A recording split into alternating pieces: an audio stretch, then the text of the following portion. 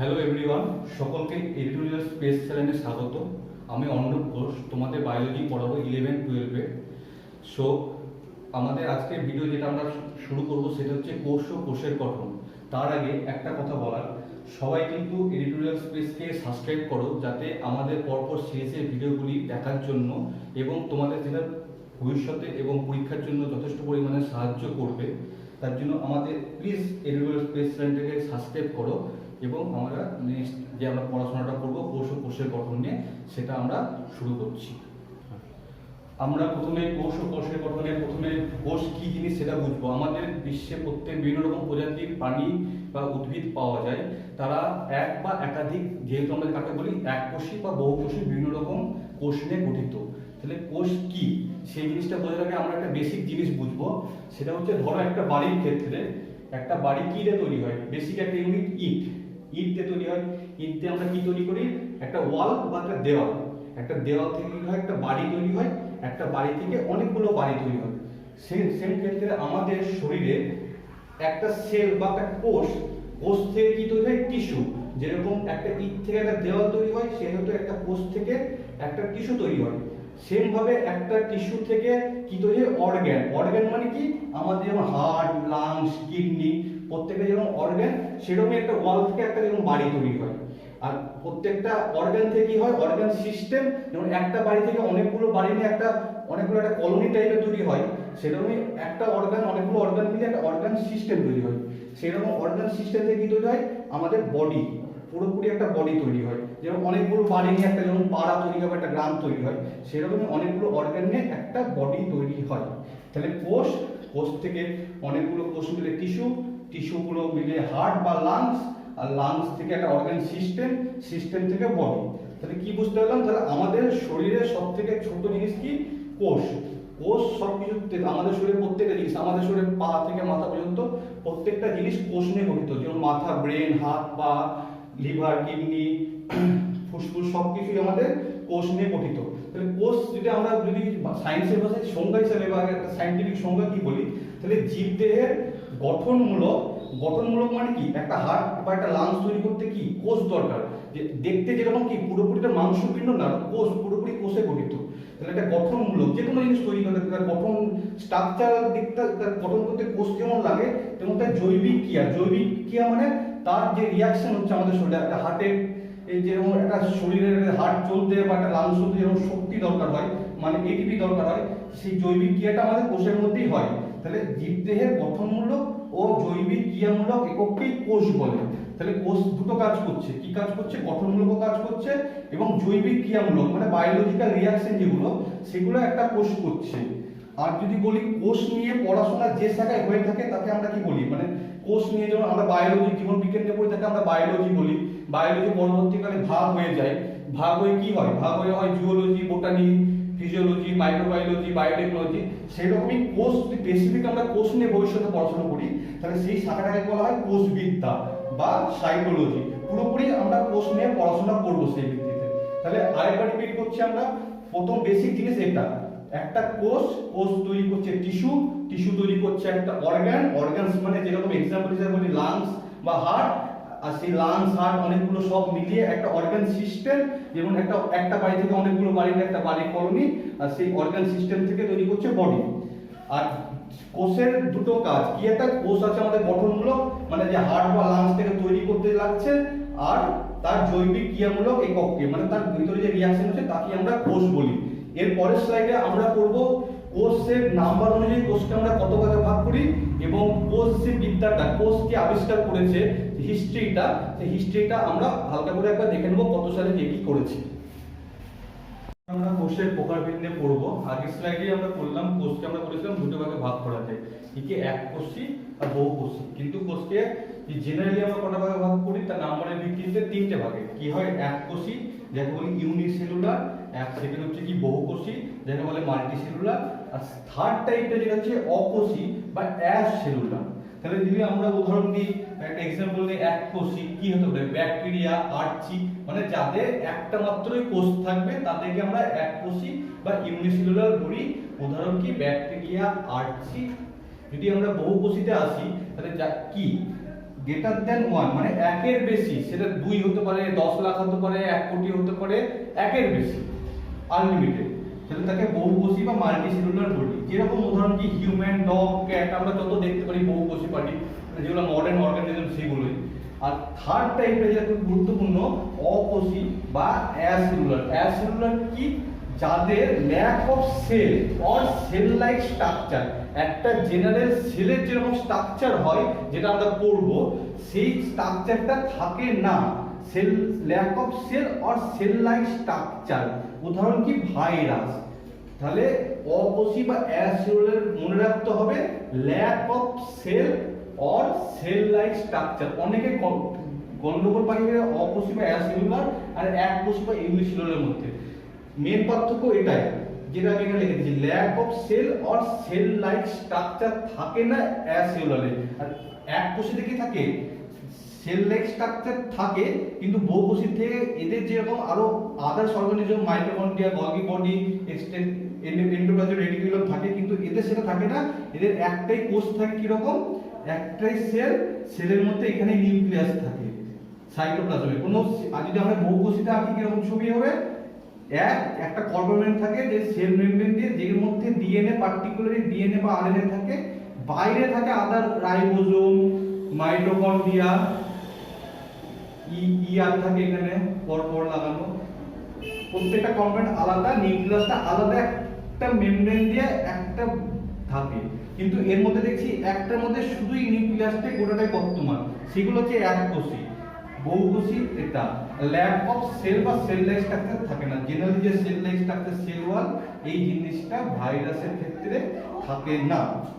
এবার যদি আমরা কোষকে নিউক্লিয়াসের গঠন ও তার ফাংশনের উপর এইগুলো ডিভাইড করি, তাহলে কে করেছিল? ডগ হার্ট করেছিল। ডগ হার্ট বিজ্ঞানী কত সালে? 1957 মনে রাখবে। ডগ হার্ট বিজ্ঞানী 1957 সালে কোষকে তার নিউক্লিয়াসের গঠন ও তার কার্যকারী ফাংশনের উপর ভাগ করেছিল দুটি ভাগে। কি কি দুটি ভাগ? প্রোক্যারিওটিক আর ইউক্যারিওটিক। দুটি খুব ইম্পর্টেন্ট টার্ম, এটা নিয়ে আমাদের পরবর্তী যত ভিডিও আসবে প্রোক্যারিওটিক আর ইউক্যারিওটিকের মধ্যে।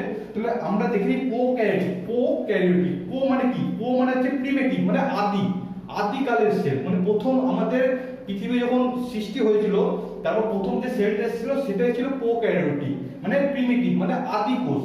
ক্যারিওটিক মানে ক্যারিওলাস থেকে এসে ক্যারিওলাস নিউক্লিয়াস, মানে আদি নিউক্লিয়াস। প্রিমিটিভ মানে আদি, নিউক্লিওলাস। তাহলে প্রোক্যারিওটিক, প্রো মানে প্রিমিটিভ, ক্যারিওটিক থেকে ক্যারিওলাস থেকে নিউক্লিয়াস এসেছে। সেরকমই ইউক্যারিওটিক। ইউ মানে ট্রু মানে আদর্শ, ইউ মানে ট্রু মানে আদর্শ। ক্যারিওটিক থেকে কি? ক্যারিওটিক মানে আমাদের নিউক্লিয়াস, তার নিউক্লিয়াস, তাহলে আদর্শ কোষ। ইউক্যারিওটিকের মানে হচ্ছে আদর্শ কোষ, সেরকম প্রোক্যারিওটিকের মানে হচ্ছে কি? আদি কোষ। যদি আমরা প্রোক্যারিওটিকের যদি আমরা সাইজটা দেখি, তাহলে 1 থেকে 10 মাইক্রোমিটার হয়ে থাকে। 1 থেকে 10 মাইক্রোমিটার, যেটা দেখার জন্য আমাদের কি লাগে? মাইক্রোস্কোপ লাগে। আমরা খালি চোখে জেনারেলি দেখতে পাই না। কিন্তু ইউক্যারিওটিক কোষের সাইজ হলো 10 থেকে 100 মাইক্রোমিটার। কিছু কিছু কোষ আমাদের শরীরে, যেটা আমরা খালি চোখে অবশ্যই দেখতে পাই, কিন্তু এটা আমাদের দেখার জন্য কি লাগে? মাইক্রোস্কোপ লাগে।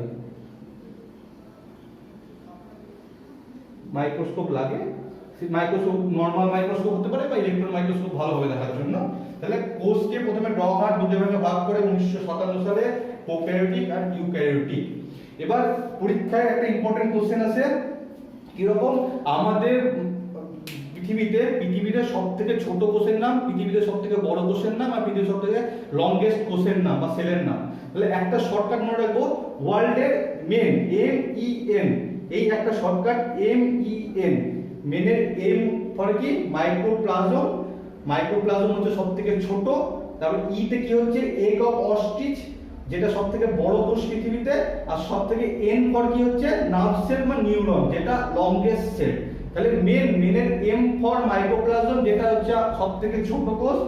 ই কি? এগ অফ অস্ট্রিচ, যেটা সবথেকে বড় কোষ। আর এন ফর নিউরন, যেটা সবথেকে লংগেস্ট কোষ, লম্বাতে। ওকে, তাহলে নেক্সট স্লাইডে আমরা ইতিহাসটা নিয়ে পড়ে নিই, হিস্ট্রি অফ সেল, কে কি আবিষ্কার করেছে, কিভাবে প্রথম। তারপর আমরা নেক্সট ভিডিওতে যাব। তো আমরা যদি একটু ইতিহাস নিয়ে পড়ি সেলের, তাহলে দেখতে পাবো যে প্রথম কোষ কে আবিষ্কার করেছিল। সেটা ছিল 1665 সালে বিজ্ঞানী রবার্ট হুক একটা কক সেকশন মানে একটা গাছের যে বাকলগুলো হয় সেখান থেকে প্রথম মাইক্রোস্কোপে করে কোষ দেখেছিল। সেটা ছিল প্রথম কোষ আবিষ্কার। যদি পরীক্ষায় বলে প্রথম কোষকে দেখেছিল, কোষ জাস্ট কোষ, কোষের আগেও কিছু না পরে কিছু না, জাস্ট কোষ, সেক্ষেত্রে রবার্ট হুক হবে। কিন্তু দ্বিতীয় ক্ষেত্রে আমরা দেখব 1674 সালে অ্যান্টনি ভ্যান লিয়েন হুক কি করেছিল, টার্টার অফ দ্য টিথ মানে আমাদের যে মুখের ভেতর ওখান থেকে কিছু কোষ নিয়ে তিনি দেখেছিলেন মাইক্রোস্কোপে কিছু ব্যাকটেরিয়া কিছু বা কিছু প্রোটোজোয়াকে, এছাড়াও তিনি পন্ডের জল থেকে কিছু ব্যাকটেরিয়া কিছু প্রোটোজোয়াকে পেয়েছিল যেগুলো ছিল কি লাইভ সেল। আর আমরা দেখছি রবার্ট হুক কি করেছিল, কক্সিসেন যে কোষ দিয়েছিল সেটা কি ছিল, ডেড সেল। মানে পরীক্ষায় দুটো কোশ্চেন আছে, একটা কোষকে আবিষ্কার করেছিল সেই ক্ষেত্রে কি হবে, রবার্ট হুক। যদি পরীক্ষায় বলে ডেড সেলকে আবিষ্কার করেছিল রবার্ট হুক। যদি পরীক্ষায় বলে লাইভ সেলকে আবিষ্কার, লাইভ কোষ জীবন্ত কোষকে আবিষ্কার করেছিল সেখানে হবে Antonie van Leeuwenhoek. Live cell বা জীবন্ত কোষের বললেই তখন এটা হবে। আর যদি শুধু কোষ বা ডেড সেল বলে সেখানে রবার্ট হুক হবে, কেন তিনি গাছের বাকল যেটা পুরোপুরি একটা ডেড সেল গাছে সেটা তিনি দেখেছিলেন মাইক্রোস্কোপের তলায়। তারপরে একটু যদি আমরা দেখি তাহলে যে মাইক্রোস্কোপ বা আণুবীক্ষণিক যন্ত্র কি আবিষ্কার করেছিল সেটা দেখতে পাবো 1590 সালে এফ জ্যানসিন ও তার ভাই জে জ্যানসেন প্রথম, এরা একটা চশমার দোকানে কাজ করত, সেখানে তারা কাজ থেকে একটা ছোট্ট করে একটা মাইক্রোস্কোপ তৈরি করেছিল। তারা প্রথম যদি আমি ছবি এঁকে দিই মাইক্রোস্কোপে কিভাবে আবিষ্কার করেছিল তো দেখতে পাবো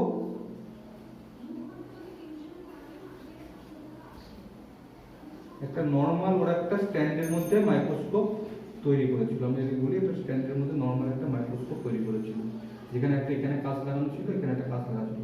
লাইট আমরা জানি কিভাবে আসে, জিগজ্যাগ পদ্ধতিতে যায়।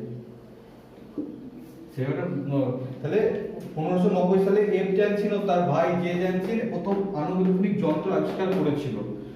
তারপরে যদি দেখি আমরা মডার্ন যুগে যে ইলেকট্রন মাইক্রোস্কোপ যদি আমরা দেখি, মডার্ন যুগে ইলেকট্রন মাইক্রোস্কোপ যেটা আবিষ্কার কে করেছিল তাহলে দেখো 1932 সালে নল ও রুস্কা, নল কে এন হলো নল আর রুস্কা প্রথম ইলেকট্রন মাইক্রোস্কোপ যন্ত্র আবিষ্কার করেছিল। প্রথম ইলেকট্রন মাইক্রোস্কোপ যেটা বর্তমানে খুবই আমাদের তো এটা প্রথম মাইক্রোস্কোপ, কিন্তু ইলেকট্রন মাইক্রোস্কোপ আর অত্যাধুনিক। যদি আমরা বলি নরমাল মাইক্রোস্কোপে 100x জুম হয়, 100x জুম হয়, কিন্তু একটা ইলেকট্রন মাইক্রোস্কোপে 10,000 থেকে 20,000 জুম হয়।